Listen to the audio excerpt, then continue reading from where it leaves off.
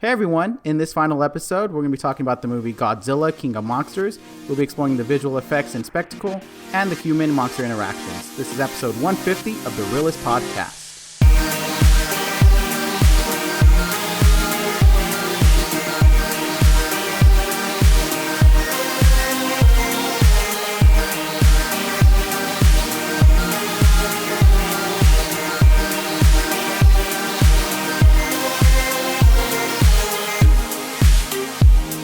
Hey everyone, I'm Oscar. Hey everyone, I'm Donnie.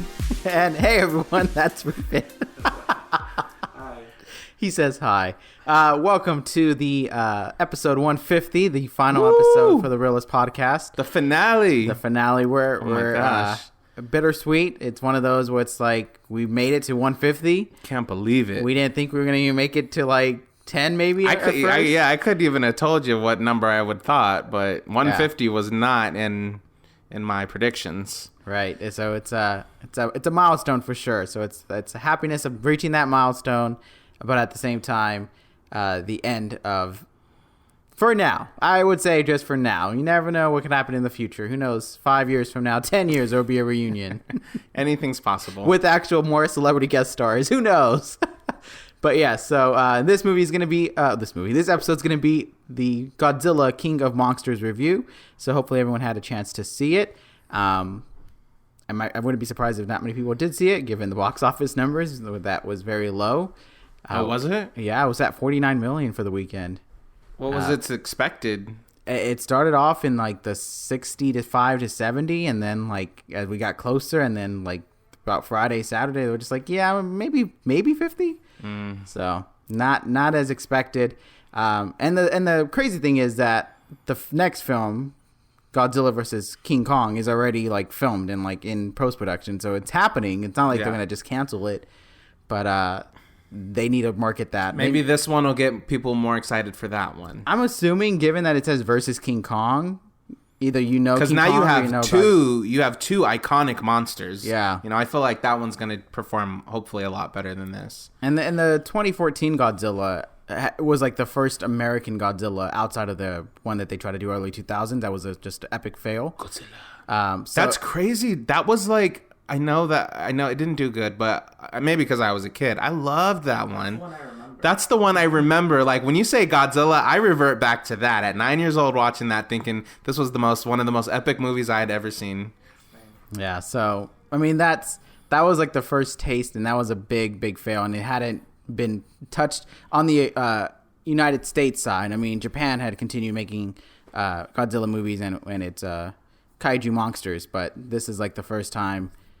2014 was like the first time it was like made, and to the point where all fans of Godzilla felt like it was a genuine movie, not like a Americanized version, I guess, so to speak. And then we had King Kong, make his movie in 2016 or 17, I believe. It was the Skull Island one? Skull Island, yeah. Mm-hmm. And then now we have this one. So in a sense, we have the third film of this like universe. So the Monsters universe. The Monsterverse, as they say it. Which, it's limited. It's not like they're just going to bring in every single monster, but I mean, they have two big ones. So I think Loch Ness in this universe? Right. Exactly. Is the Cloverfield monster in it? Exactly. But so again, we just wanted to go ahead and just mention briefly now. We'll say it here, and probably say it at the end again, but just to welcome everyone listening to this episode. Hopefully you enjoy this episode as always. And then don't forget to leave your thoughts on our social media platforms at Team Reel-ists, Team REELASTS, and also review us on Apple Podcast or iTunes, or comment on YouTube. We appreciate any of those. Mm-hmm. But yeah, so let's go ahead and get into the spoiler discussion. Donnie, go ahead and start us off with your quick thoughts. So it was really cool because we got to see this in IMAX, which was like so epic, and just IMAX is always such a great experience. I really did enjoy it. To see all these, I mean, when I just saw the Godzilla film alone is cool, like the concept of Godzilla and this just large, like gargantuan creature, roaming in 99, it was like the streets of New York, and the 26 or the last one, it was, I forgot where it took place at, but San Francisco. San Francisco, yeah.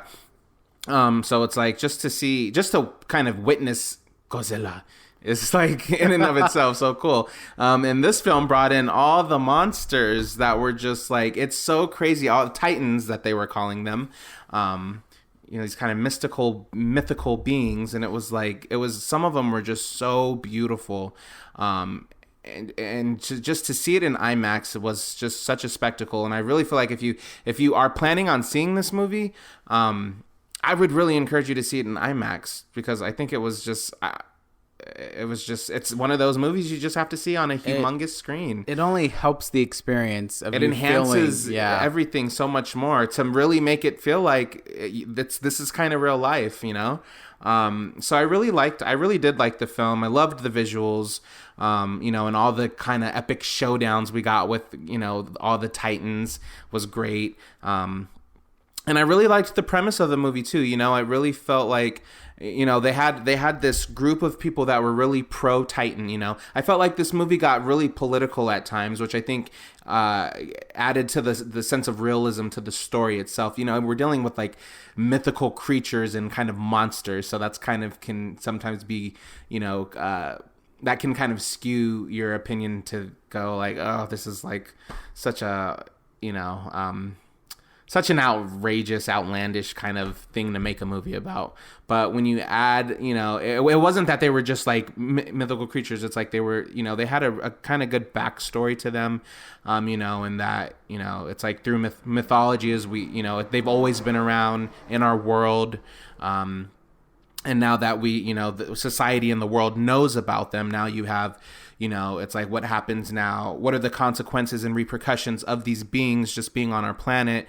How does it affect the economy? How does it affect the politics? How does it affect, war and weaponry and all these aspects? So I really, the military, I really liked that they kind of touched on that a little bit, and they had this group of people that were really, sorry, this was supposed to be quick thoughts, and I'm sitting here breaking down the movie, my bad. My apologies. He's like, last episode, let me do the most. No, seriously. For real.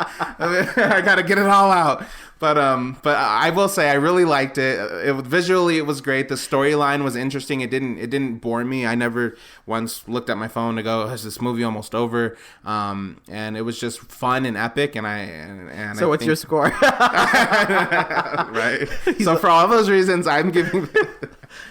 My bad. Just everything. I pulled an Oscar right there with the initial thoughts. All right. So, yes. I mean, I don't know if Donnie has more to say. We'll find out in this episode. But just anyone that is unaware of what this movie is about, just to kind of give you a little recap here. Godzilla, King of Monsters, the cryptozoological agency monarch, faces off against a battery of god-sized monsters, including the mighty Godzilla, who collides with Mothra, Rodan, and his ultimate nemesis, the three-headed King Ghidorah. So that's pretty just the breakdown of it. Godzilla versus three monsters. Simplified. Can I just quickly say, I think it's funny that in the last episode of the film, we got Robb Stark. And then in this film that we're reviewing, we got Tyrion Lannister or Tywin Lannister. Yes. Good point. But yeah, our cast, so we can be aware of who it is. It has Kyle Chandler, Vera Farmiga, Millie Bobby Brown, Ken Watanabe, and as you said, there's actually a lot of like good actors. Sally Hawkins, O'Shea Jackson Jr. So it's a pretty good list. And then we had Tyrion Lannister. I was like, not Tyrion Lannister. Tywin, yeah. You got that in my head. Charles Dance. So yes, big cast, and so it was pretty crazy to see. Cast, pretty much. Yeah, for sure. For myself, I've been telling some people this kind of for Godzilla. When I saw the 2014 one, I was more so of I just want to see Godzilla, and the build up to it was kind of just like, just show me Godzilla. Like, that's what I want to see. I want to see him, be a monster. And essentially, I knew he's a good monster in that defense. Like, he's not trying to harm us. He's just trying to destroy the other monsters. So I was always like, just give me that. And this one, I loved, and like going into the sequel, I loved the idea that we'd have to do this build up of like who he is anymore. It was like everyone knew him. It was accepted. And we can go straight to the story for the second one. And that's what this one does. It just immediately picks up and starts going into like they knew all the monsters now. Like, it kind of hinted with, like, there are more that we can, discover. There are more that might be just dormant. And now this one, they're just like, we found them all. So it was pretty cool to have that immediately start off with. However, this is all to say that I myself am not like a monster fanatic. I'm not like, that's what I love to see. Just destruction and, monsters that can, blow fire and three-headed dragons, like those kind of things never been my particular taste. So all I wanted from this movie was really just spectacle. And I think this movie actually delivered spectacle in various ways, from the fights to also the visuals. So I feel like my expectations of it were met. I wouldn't say it exceeded super far up, but it definitely was like, I got what I wanted and maybe a little more so. So I think that it was exactly what I wanted it to be for this type of movie, for this blockbuster of the summer. And we're not even in summer yet. But yeah, so I was really satisfied with it. A lot of good things to talk about this. And the debate with it, and we'll start off with this first point of the movie, is the human part of it. A lot of people feel it goes back and forth. Some say not enough humans in it. Some say too much human involvement in it. And the argument for that, for both cases, is that you're paying to see the monsters. Who cares about these little humans that have zero impact on these monsters? Most of the times. I mean, they had that one bomb that hurt Godzilla, but those kinds of things. And then there's people where it's like, well, the humans give us the grounded take of what it feels like to be in this area. We're not just seeing, CGI. We're seeing, actual people. So what are your thoughts in regarding to like the human involvement of this movie and in these kinds of movies, I guess also? The only time I ever kind of even thought about the human involvement in the premise of the film was when it was the military were constantly trying to, launch missiles and shoot bullets towards these Titans to try to stop them. And my only thoughts were like, guys, it's not working. Like, the bullets aren't doing anything. The missiles aren't doing anything. Like, stop. That's the only time. But if you're talking about like the amount of human involvement in relation to the story itself, I'm like, if there was no human involvement, what are we just going to see the Titans just fighting and like, that's it? Like, that wouldn't make sense. So that would you get in some Japanese Godzilla films to some degree. I wouldn't like that because I'd be like, I mean, that's cool and all, but I feel like the human experience is, I mean, I guess you said they ground it, which I agree with, but they put it into perspective and they kind of, help, they kind of like feed us the information we need to realize what's going on, because we're not going to, if we just see a bunch of Titans fighting, other than Godzilla, we're not going to know like who's the good one, who's the bad one, who's, like we wouldn't know that Mothra was allied. Almost gave it a human name. I know, Martha down the street. Like, we wouldn't know that Mothra was like Godzilla's boo thing and like, allied with him. And I wouldn't have picked up on that unless that was written in the dialogue for a person to elaborate and relay that information to me. So, it was a lot of human interaction, but I also feel like we got a really good amount of Titan battling, and I was content with that. I mean, and it was so epic and so cool. So it's like, and we got to see different ones and, in different combinations of them. So I don't think it was too much human interaction. If anything, it was too much like military trying to shoot, and trying to stop these things, and it just wasn't working. That was the most frustrating thing for me. And I'm like, you guys are, wasting so much ammunition and resources, and also many of you guys are dying, and it's not making an impact, So that was the biggest frustrating thing for me. But I don't think it was too much human involvement. Do you? I want to say maybe on the angle of this storyline of a family that lost their son, and they both got invested in the monsters and started putting like their lives to like learning about it. I feel like that maybe gone a little too much, where it was like mom was starting to be supportive of letting nature take its course and kind of like, make it even for everyone kind of angle. The dad was like, no, we need to prevent this. And then the daughter just stuck in between with like, mom, dad, back and forth. So I feel like maybe that went a little too far than maybe it should have. I understand it was trying to give us a human angle that we can follow along with, of just like oh, I understand where the mom's coming from, or I understand where, you know, where the dad is, or man, you know, to be the daughter in that position, it's really tough because, you know, she loves them both. Whatever that kind of thing is. I feel like maybe that would have gone a little too far. But the military side with the tracking of them and the trying to stop the wife from going to unleash the other ones, I feel like that was appropriate. I feel like that was satisfying. But I don't think it was something that was needed more of. I feel like we got enough of it. And it's kind of tough. When you get monsters fighting, it's, I mean, to be clear and honest, it's not going to be the fighting you envision always. Because in most cases, you have your own interpretations of how these monsters should show down and what, you know, items you use. You know, breaking a building and throwing it at the other monsters. If you played like video games of these like Godzilla monster type of games, you have that freedom to be like, I want to do whatever I want in this fighting style. With movies, it's the director's interpretation of these fighting styles, which, to give credit, it was really well done. And I didn't even think I mentioned his name, but Michael Dougherty. The director, and I feel like that was like one of our high school teachers, wasn't it? Was it? Oh, yeah, Mr. Dougherty. Yeah, Michael Dougherty. Thought his name or Daughtry. I'm not sure. Okay. If I'm even pronouncing their name, but yeah, I feel like that was one of the things that was you can't get too much of because then you lose it, and it's kind of maybe like the argument for like just fighting in general, but like if you really just see 15 minutes of extended non-stop Godzilla punching a monster, biting a monster, the other monster is attacking, Godzilla falls down, Godzilla's trying to get up, the other one attacks it again.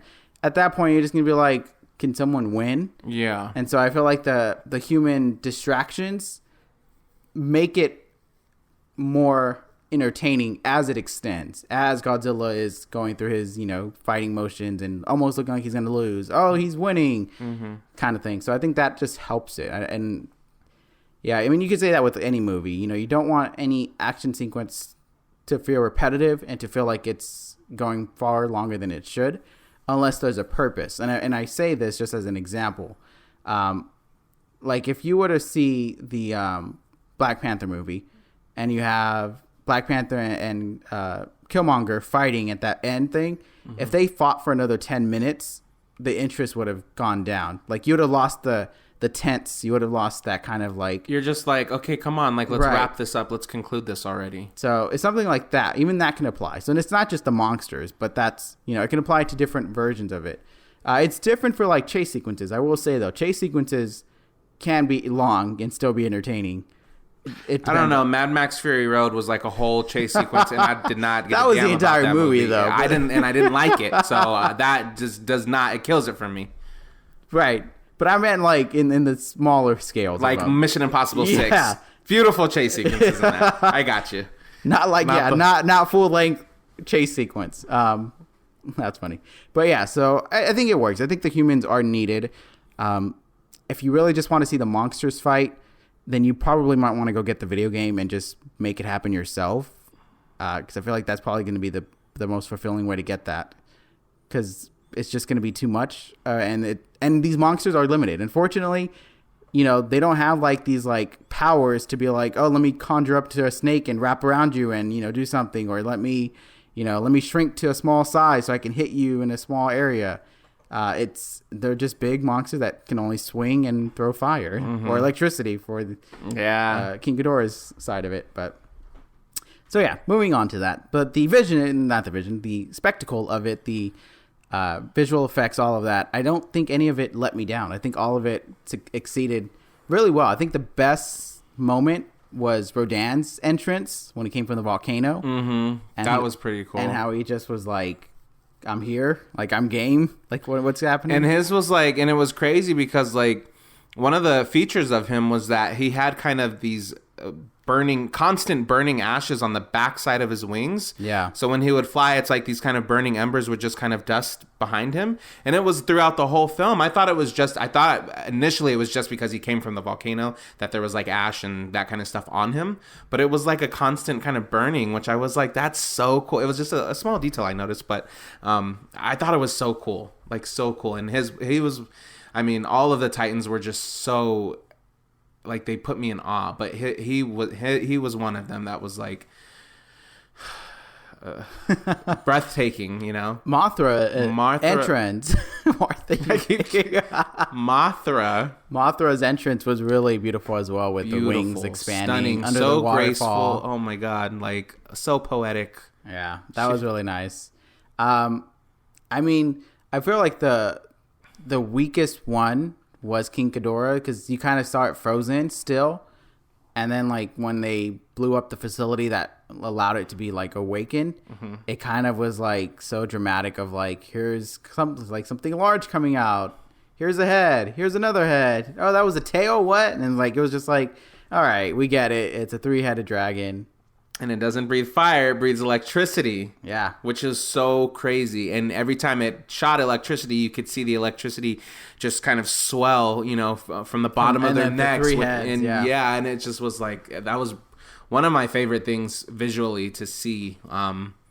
Just just seeing that yellow burning glow rise up in their necks and know that it was coming. And even Godzilla's fire tail, like the way it like ramped up, like it was like building up. Like charging up, and it was this beautiful blue, icy blue color, not like a standard, you know, like red or yellow fire. It was this blue fire that was. I feel like if you haven't seen the movie yet and you look at the posters of like each monster, I think that really represents how you're going to see these monsters in the movie. Because it's really colored, it's really vibrant. It's not like, yes, they're in a dark setting. They're fighting at night most of the time, but I think these like nice color palettes really shine. And if you see it on IMAX, you really get that really big scale. Vibrant, so it's pretty cool. It's really visually and aesthetically, it's a beautiful. I would say it's a beautiful movie. Yeah, and like the part that I loved was when they were Godzilla was kind of getting to the area to get ready to fight, and they were underwater and they were like getting ready to attack it, and they're like, no, just like, you know, it's just kind of like, what is it? What do they call it with the animals when they're like showing their like power? Oh, when they're like trying to intimidate? Yeah. And so he was essentially doing that to the ship, and he got close. That was a pretty like scary. That got me, because I was like, yeah. It was just so big. It was right there. Like, to me, the monster underwater in Jurassic Park or Jurassic World, that to me already scares me. And now I'm like, now it's Godzilla that's just like under there. Can you imagine if you're just like, let me go scuba dive, and you see like from a far distance just like a little blue light. And it just grows bigger and bigger, like exponentially, and you're like, oh, holy just accept moly. it, you're dead. Yeah. I felt like, I think they did a great job. And they kind of did a fight in the beginning, a fight in the middle, and a fight in the end, which I thought was nice. It was broken up. It wasn't like save the big battle to the very end. They kind of had good moments of it.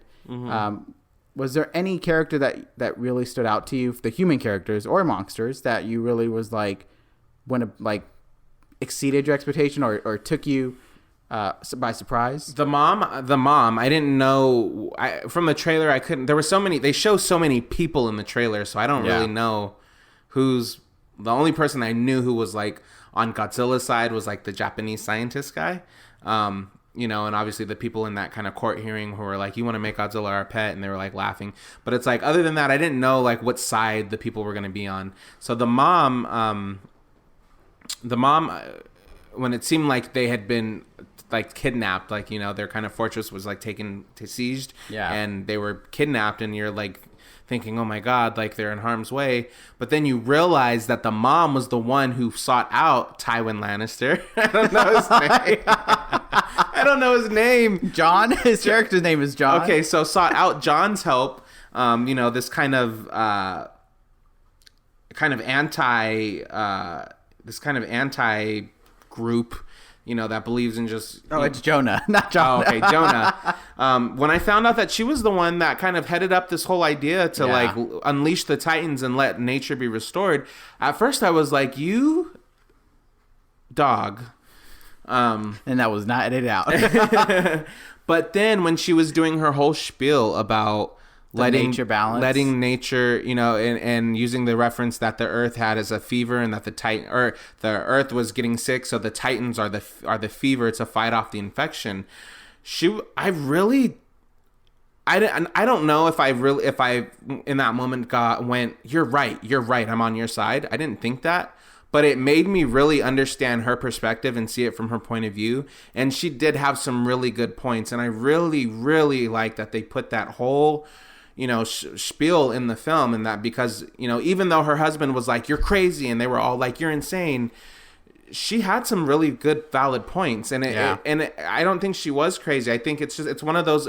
It's kind of like an activist group that's really passionate about something, and it's like to the rest of the world they just seem like they're fanatics or they're weird or crazy, but it's like this is a cause that they will die for, kind of thing. So that's what I got from her, and I really appreciated it more than anything. At the same time, I was like, but you're going to like risk like your daughter's life and, put... I was conflicted, but I did it. I really liked her character and appreciated that she really stood up for what she thought was right. And and there was never a sense, I mean, in the beginning maybe a little bit, that she was a full-on villain. You never got a feeling of like, she really just wants to see the world burn. It was, you kind of were just like, why are you doing this? But she was like, you won't understand until she finally explains it. And then, that's the one thing that, so many sci-fi movies try to use as an angle of like, human population has destroyed. Yeah, that's kind of like the go-to. So it was like, I get and then remember, I was like, did she have this little like PowerPoint presentation already ready to go? Because they started showing all these little clips of like, how we pollute our earth and overpopulation and famine and food shortage and... Probably did. She probably was like, dang, was she like, she was ready to go? Like she was like, press the play button and... But yeah, no, I think the shock when Jonah says, you're the one that set this all up. And you're just like, no. I couldn't believe I was like, nuh-uh. And the daughter was like, nuh-uh.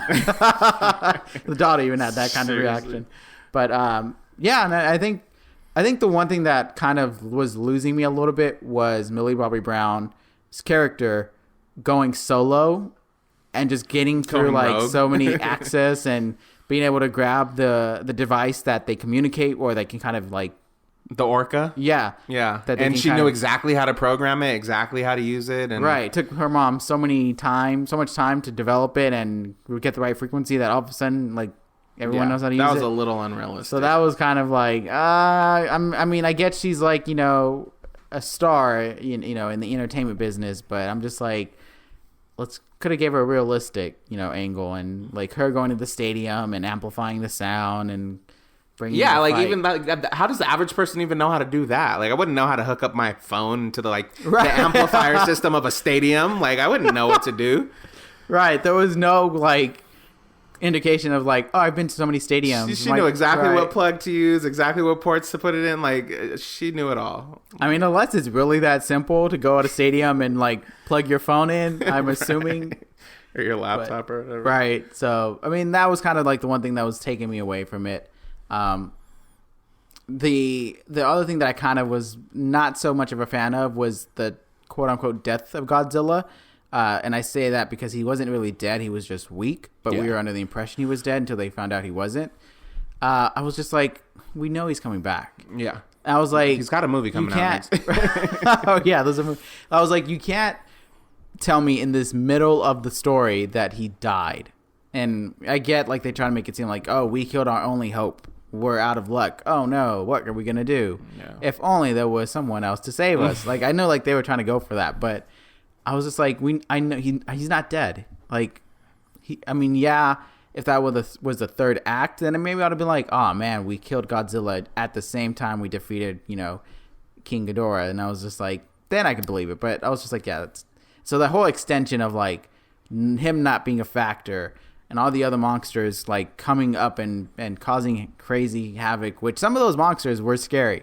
That squid spider one is my fear. You're really afraid of that one. I just like, that's like a spider that's just that tall. I would just die. I would just die on the ground right there. But so that was like pretty cool to kind of see that moment. But it still was just like, come on, just bring him back. I mean, I felt like that's maybe where it kind of just stretched it a little bit. Like they were just like, we want to make this a little bit longer. Mm-hmm. So that was not necessarily one of the better parts for me. I understood the emotions of it, to have Ken Watanabe's character kind of have that, sacrifice for the greater good, and Yeah. you know, It even reminded me of the beginning of the Meg when they were in that submarine and Oh, yes. the guy, the last guy, he kind of sacrificed himself so that they would get to the rest of his crew would get to safety. You know, that it just wanted to throw that out there. It reminded me of that. yeah, I could see that. But for sure. yeah, it's always something about a sacrificial, you know, in these kind of epic showdown type of films, there's always like has to be like the one who will sacrifice his life for the greater good, which always, you know, that's always gets me emotionally.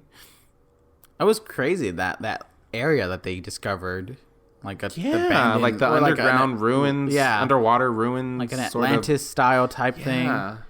And that Godzilla was just chilling there. I mean, not chilling. He was weak and like, yeah, he was resting. If anything, but it's like still crazy to just be like, that was there.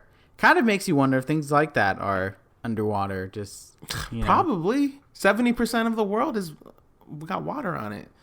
There's no Do you way. think there's mermaids then? Well, I don't know about mermaids, but I mean, you know, like underground cities and ruins. Like I'm sure. It wouldn't shock me. There's probably a megalodon swimming around somewhere. Who knows? Oh gosh, no. But then I feel like there's so much social media and, you know, there's a camera and surveillance on everything and everyone. So maybe we would have seen something. I mean, unless the government's blocking it. Okay, that's getting into conspiracy. Let's not go down that rabbit hole. You're going to go into like UFOs too. But yeah, so I mean, anything else that you enjoyed that surprised the movie surprised you of? Overall, the movie just surprised me at how entertaining it was, because we had seen this trailer, I'd say, for 9 months straight, a year straight, you know. So it was kind of one of those things like, just get here already, like, Jesus, like, how many more times can I watch this trailer? And I kind of was like, after we had seen a few of the trailers for so long, I was thinking I kind of had the movie figured out.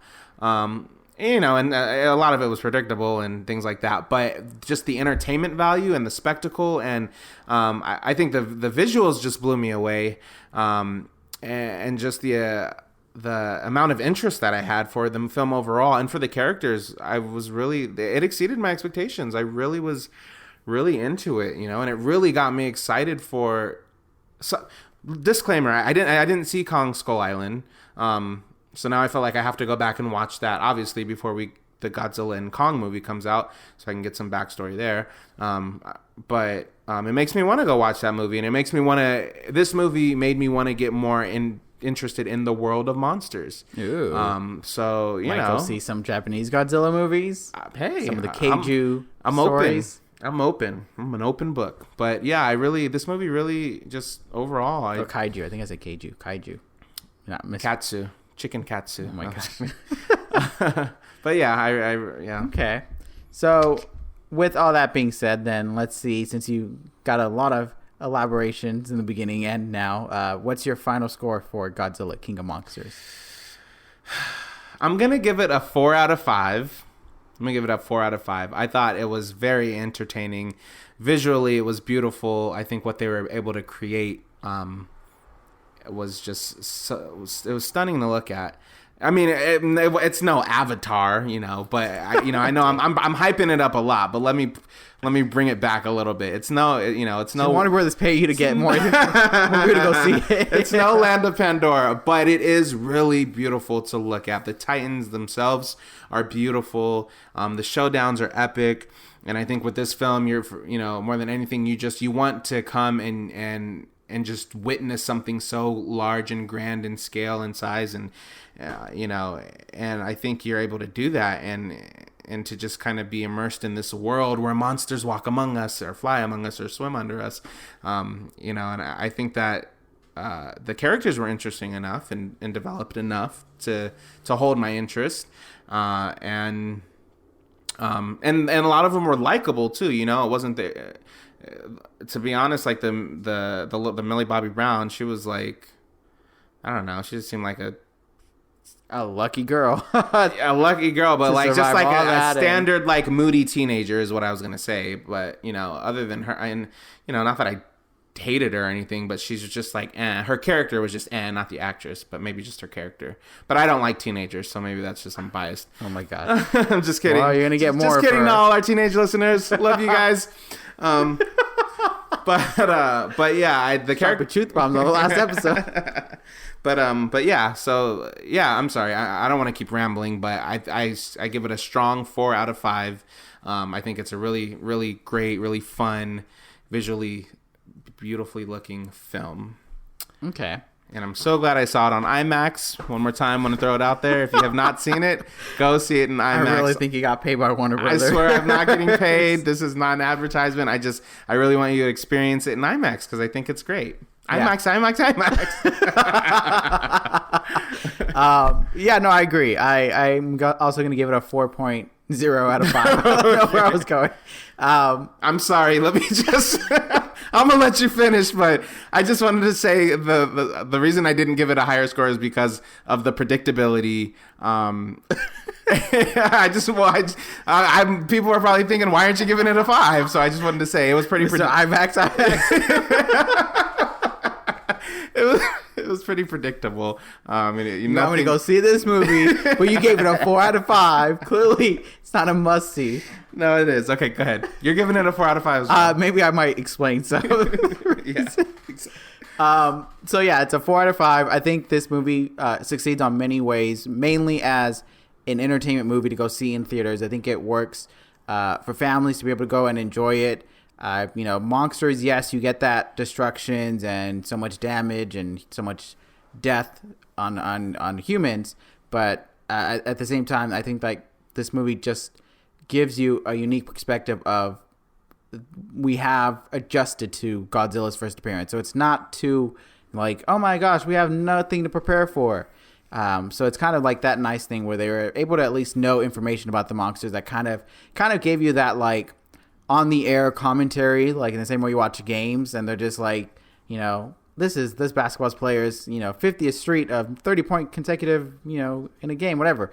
Like that kind of yeah. thing. It was felt like that supplement. So it supplemented the monsters. It never took away from the monsters. And we got 4 monsters with cameos of little other ones. And I think that was nice to kind of figure that. My concern was going to be that the monsters were going to be highlighted as like, oh yeah, this monster's in it. Rodent is in it, Mothra's in it, and then you get them at all. And it's like, no, they all contributed to some part of the story. Yes, like Mothra wasn't fighting all the time, but she was a big part in supporting Godzilla. Yeah. And Rodan he wasn't the big threat, but he supported King Ghidorah. So it was kind of like that kind of even balance as well. And so that was nice to kind of see. And King Ghidorah not being from Earth and being from an extraterrestrial like species, that was kind of like, oh, okay, so we have to kill it. You can't. So then I'm just like, so that means we can get all kinds of creatures that just land on this planet, right? Practically. So that kind of just made it more easier to be like, kill it, get it down, we can do it, Godzilla. Mm-hmm. But yeah, some of the things that didn't work, I feel like some parts stretched a little too long, as I indicated. You do know where the story's going to go ultimately. You know that at the end, Godzilla is going to win. You do know that the main humans are going to survive. They weren't going to do any big sacrifice. Maybe one character would sacrifice it, but unfortunately, actually that does what happened. I was going to say no one happens, but that does happen. So you get those moments that you expect in that kind of storytelling with this, and to some degree you can argue from your perspective, too much humans, too little humans, too much monsters, too little monsters from that angle, and that might impact it. For myself, I thought it was a good balance, at least for Godzilla and the humans. I'm not saying all the other monsters got an equal share of being able to be like developed and you can understand them on a animal human connection level, but with Godzilla we did, and I feel like that was enough because he's the most important one, right? He's the main star. And they teased a lot of Skull Island, so they're really setting up, the next one coming out next year, and that's exciting. That definitely, I feel like this movie gets it more exciting to know that Godzilla is now going to fight another big titan, which is kind of scary at the same time because someone's going to have to die, right? I mean, we'll see what that happens. Yeah. You can't have both of them survive. The only thing I can think of, and I'm just saying here, you heard it here first, a year before he comes out. Okay. I can only imagine that there's going to be a third threat that comes out of nowhere in like the third act, and then they team up and they respectively go their own ways. That's the only thing I can think of. I would. Very, very reminiscent of all versus movies for anything, humans, monsters, whatever. There was always we're against each other. Are you team good, team this? And then at the end, there's always a third threat. Team Jacob, Team Edward. Yeah, exactly. And then there's a third threat. So, yeah. So for those reasons, I do give it a 4. I feel like if it could have been improved. I feel like there's some improvements that could have been done on the movie that would have made it better. But it's still a solid entertainment movie that you would enjoy watching. If you're not a monster fan, if like seeing that kind of style film blockbuster isn't your thing, I think seeing this movie won't be a bad decision. I still think you'll probably be able to just appreciate the visuals of it and appreciate the visual effects, because it really is done well. There's not a little bit of like, oh, this is so, am I watching an animated movie? Because this is what it feels like. You really feel like they are real, and they paid really good attention to like texture and details. So yeah. And I still think Rudan's little like entrance was the best in the entire movie, just like how he just was almost close of killing all the humans. And he would have gotten away with it too. Yeah. But if it wasn't for Godzilla. So it's pretty cool. I really enjoyed it. 4 out of 5. But Sweet. Listeners, let us know what you thought of Godzilla King of Monsters. We're happy to know. And not just Godzilla King of Monsters. From here on throughout the rest of 2019, you can always feel free to reach out to us on our social media. Let us know what you think of any of the movies that you see, that you think we would like, we wouldn't like, or whatever. We'll still be there on social media. Mm-hmm. We're going to be around to just probably, randomly tweet a movie we liked, a tweet, a reaction, a video reaction. You never know, I guess. I don't know. Our presence will still be around. Right. So we definitely want to encourage you guys to continue to go watch, keep going to the movies, keep watching films. We're definitely going to go see movies still. Yes, keep having discussions. We're not watching movies from here on out. We've concluded. No, it's not like that. No, not at all. But I think this is going to be a great opportunity to just say thank you to everyone that has listened to us, whether it was one episode to 150 episodes. We appreciate all the support, all the time that was given to us. Hopefully it was well earned. Well received. Hopefully you enjoyed each episode you listened to. Yes. And we enjoyed this as much as you are listening to it. It was fun to be able to try this. We did it, as a hobby to kind of just really see how it goes. We found ourselves loving it. Just ready for new things to start occurring in this upcoming year. So, like Donnie's single. Everyone go listen to Donnie's single that's just out. The one. Search I was gonna say the Ray. Search Donnie Ray, the one on iTunes, YouTube.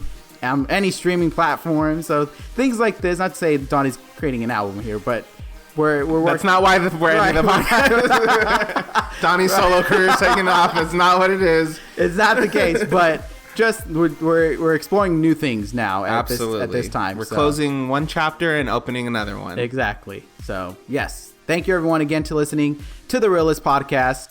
We may not be gone forever, maybe just a little temporary goodbye. You never know. Maybe, like I said, 10 years, we might come back with celebrities, and that'd be cool, actually. Anything is possible. Anything is possible. Continue watching movies. Yes. And continue being real. Is that what I was supposed to say? Was that the... I think... What did I say? It's been real. Oh, there you go. I got this, guys. Thank you guys so much. Thank you, listeners. It's been real. Thank you, everyone.